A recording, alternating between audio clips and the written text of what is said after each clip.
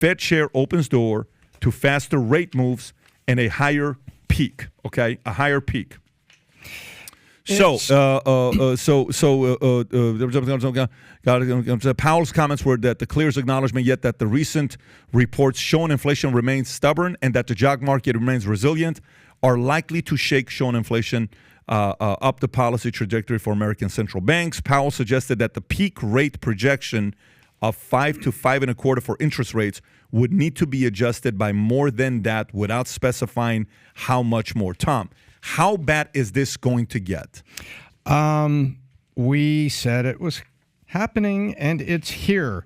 Right now, just for everybody's reference, the federal rate is 4.75, 4.5. It's in a quarter-point span, the way they do it. And what that means, that's what banks borrow the money from, and then they turn that into car loans, mortgages, and things like that. At the beginning of the year, Pat, people thought that the rate increases were going to stop probably around May or June and then start getting some reductions. Yep. So that car loans would be more affordable as we hit back to school. Mortgages may be more affordable fourth quarter, third quarter. That's what people thought, that the first half of Tale of Two Cities. First half of 23, kind of tough. Second half of 23, things getting better, a little bit of sunshine.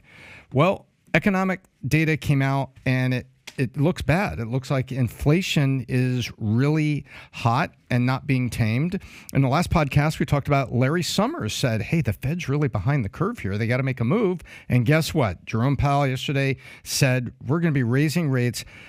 He won't say how much, but everybody is basically, and the market has reacted, everybody saw the market down, that it's going to be a 0.5 point in about a week on March 22nd. What they're worried about is that it'll also be a 0.5 point on May 3rd, and then a 1/4 point in June, a 1/4 point in July.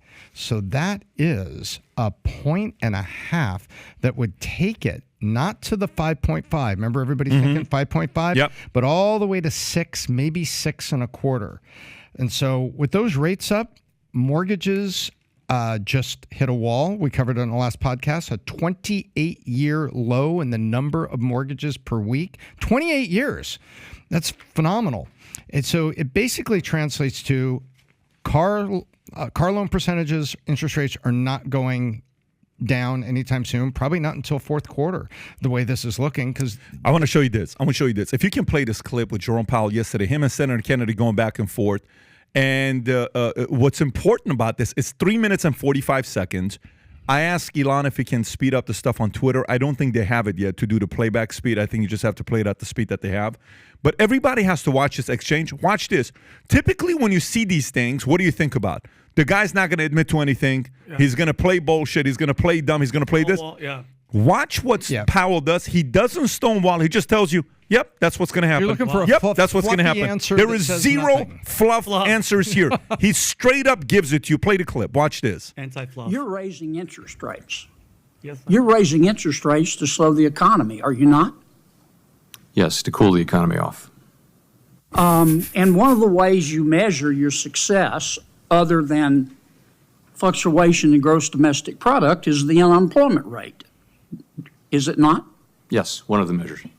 Okay. So in effect, I'm not being critical. When you're slowing the economy, you're trying to put people out of work. That's your job, is it not? Not really. We're trying to restore price stability. No, you're trying to raise not wages. You're trying to raise the unemployment rate. There are a lot of that mean I know you don't like the phrase, so let me strike it. You're trying to raise the unemployment rate, are you not? No, we're not trying to raise it. We're trying to realign supply and demand, which could happen through a bunch of channels, like, for example, just job openings. All right, let me put it another way, okay? The Economist did a wonderful study.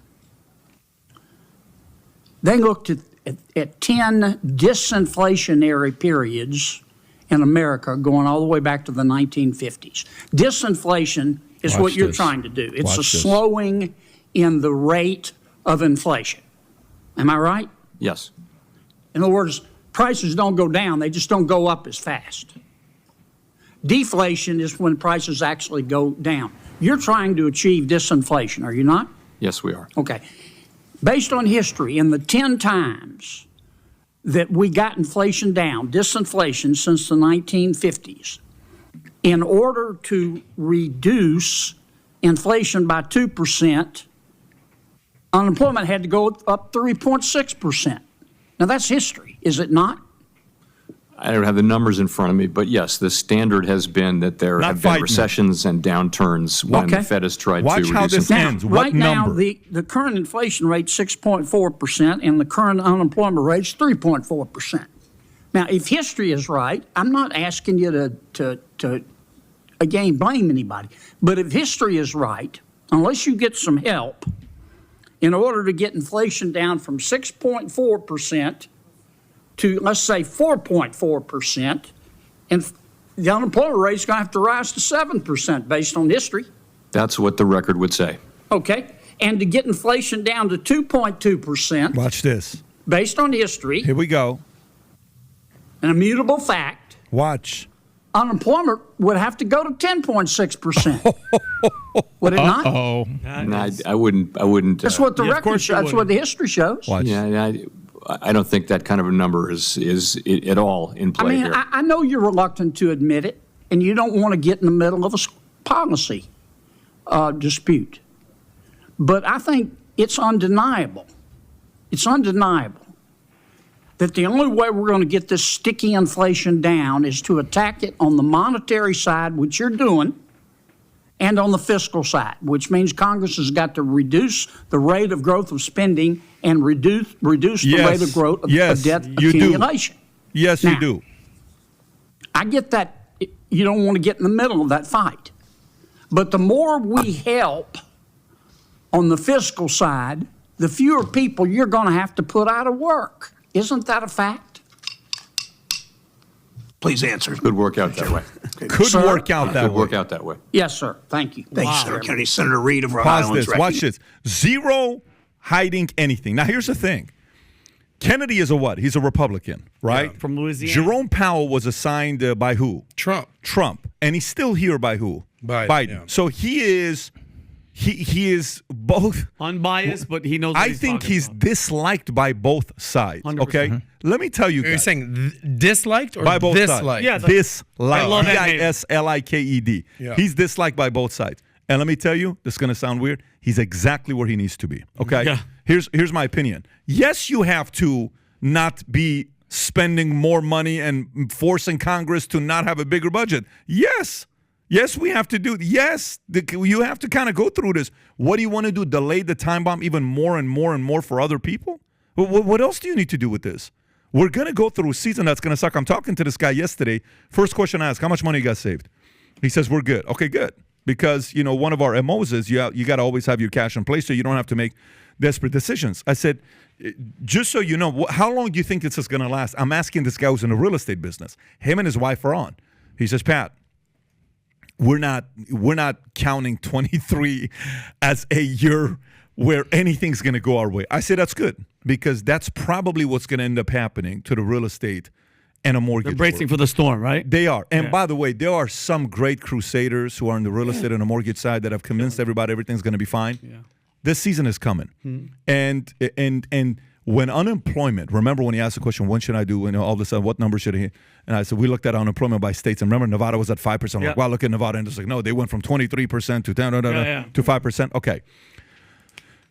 If this thing goes the way it's going, unemployment hits 5, 6, 7. He's saying 10 point something percent. Listen, when is the last time unemployment hit 10% outside of COVID? Outside of COVID, Don't count COVID. Outside of COVID. And Pat, that's 10%. I think the nice man is in hospice care in Plains, Georgia. This is Jimmy Carter. Before I was even born. Is Probably. that what it is? 70s? Late 70s? I think it's 79, 80. When is the last time?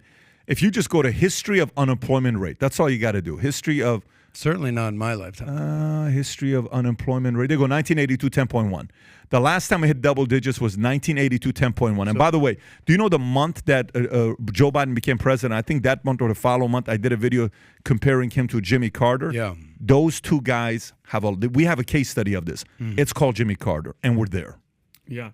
Yeah, I mean, obviously, if it gets that extreme, right? That's what you're saying. If it gets to 10%. Okay, so if you don't do that, then what is the alternative? Imagine if Powell doesn't do. So let's say Powell doesn't do what he's doing right now. Mm-hmm. What happens? The economy overheats, inflation runs amok. Pricing is out of control. I think Jerome Powell That's exactly right. Yeah, Jerome Powell's doing what he's got to do. I agree. He's got. And by the way, you know what I like about the way he took his position? He came. You know what he looked like? He looked like, listen, guys. I don't give a shit what you ask me. Yes. We're raising the rates. Thank you. Yeah. What do you look like? But, left, right, middle, we're raising the rates. Whether you like it or not. It's almost like that. I think it's funny because Senator John Kennedy from I love him. Louisiana, it seems like a caricature of a guy just don't know what the hell he's talking about, but he actually, in essence, did know. It just doesn't sound like it. Yeah. But so he's a credible dude. He's been around forever. He's a crazy He's a smart senator. dude. If you get past his accent and his old that's stuff. my love point. him. That's what I'm He's saying. a He's a funny guy. caricature. He is. You can't get past the accent. But he was a former treasurer of Louisiana, senator, attorney, lawyer. He just happens to sound like he's a Wild Bill. But what Yosemite Sam. Yeah, bang bang. Yeah, bang, But bang. What we also know is that I don't know what just happened. no, it's the equivalent of a guy trying to come up to BizDoc who's been around the block a little bit, but not nowhere near BizDoc's level. And BizDoc's just like, okay, I'm hearing a pitch for the billionth time about raising capital. But how many conversations do you think Jerome Powell is an economist extraordinaire? This guy's a senator who kind of knows a little bit. I appreciate the questions, but Jerome Powell is a beast, and I think he's doing a great job. And I with think a real even temper for that kind of even assault. temperament. He's almost like that You guy know? in Goodfellas and like, Yeah. oh, you can't pay By the way, bill. what's his birthday, real quick? Jerome Powell. This is random. February 32nd. I No. That's you guys are. Pat, so you nailed that. I'm buying a February lot of tickets. 4th. Oh, that's also my birthday, so I'm a I big said fan 32nd. 32nd. There you go. But if you could give a grade to Jerome Powell, not a household name, at this juncture in the economy right now, what grade would you give him today? I give him a solid A, not an A minus, not an A plus, just a solid A. Yeah, I think he's got a hard job, bro. Yeah. I think he's got you know what's the hardest job? Here's the hardest job. So think about it this way. The hardest job is when you're about to make a decision and your mom and dad have never, ever agreed on anything in their lives and they're divorced. So whatever your dad agrees on, your mom disagrees. Whatever your mom thinks is a good idea, your dad disagrees. Such a great analogy. You go to your mom and you say, hey, Mom, here's what I'm thinking about. I'm thinking about lowering interest rates. What do you think? Terrible idea. Did dad tell you to do that? You go to your. dad- yeah. Oh, you that's do it. right. Oh, it's a horrible Does your- idea. does your Terrible dad- idea. Does your father know you came up here When to are you talk to gonna? me? It's the first time ever in 50 years your parents have disagreed on the same thing, and you're confused, and you still think you're making the right decision. Yeah. That's Jerome Powell. So don't care. Call me daddy. he's in a rough place. But Yeah. listen, But between unemployment and everything, the bottom line here, and let's bring it home so everybody can understand this. The economy is in a pickle. You got unemployment and you got the interest rates. I mean, show it to What? me. And Do no, we have some graphs show to it to back that up? 100%. No, we're in a pickle. So basically, you guys know all the questions I always ask. So I have to wait till 2024 to think about buying unless there's a shift in listings in South Florida, right? pretty much. But do you have any graphs to back up this pickle? No, but you accusation? went through the numbers. So where is there like a chart that I could see to understand? Like I understand the cheerleader being the economy, and Jerome Powell's headed upstairs again next week. Yet right? again. That's your headed thing, upstairs. right? But do you have a chart? You have something to Actually, Vinny, I think we might. Yeah. Okay. Rob, do Economy's you, in do a you have the pickle. interest rate chart? Very interesting. look at Very that. weird, biz doc. You have the Okay. interest rate chart? What's okay, happening everybody, here? let's Look at take a that. look at this. Yeah. This is called a pickle chart. Yeah. So, I love wonder why. Yeah. Biz so doc. on the left-hand Please explain side, what's going on with these so pickles. on January 1st, the consensus estimates of economic people was the pickle on the left. See, thinking that it was going to get up to about 5.4, start to lose a little steam, and second half of the year is going to be looking a little bit better. The revised estimates that we're hearing now, because the economy is still overheated, is the pickle on the right. And unfortunately, that is a much more formidable pickle than the American economy was expecting. Got it. Yep. Yep. And that's it. And so the And the poor fact that you're doing cheerleader this- is heading yeah. for a 0.5% romp next week on March 22nd. Another 0.5 fling probably in Tom, April. what is the national average of a pickle interest rate size? What is I don't know if that's I where you're think- going with this. Yeah. I think I'm still sitting here waiting to see where. Well, so Vinny, go ahead, Vinny. What are you gonna say? So, because I took notes. So, a couple quarter point quickies in June and July, and then the interest rates will start deflating, or That's right. And that's when mostly Powell, we'll see what he needs to see, and he kind of runs out of steam in September. We with definitely those don't want So the economy to run out of steam and blow please its save load. the cheerleader because I really want to buy a townhouse or a house. for the please. audience, on behalf of the crew, we'd like to apologize for Tom's you Pickles. having to see a couple pickles here. Just so you guys know, this is nothing. It's a pickle. So if you like this clip and you want to watch another one, click right here. And if you want to watch the entire podcast, click right here.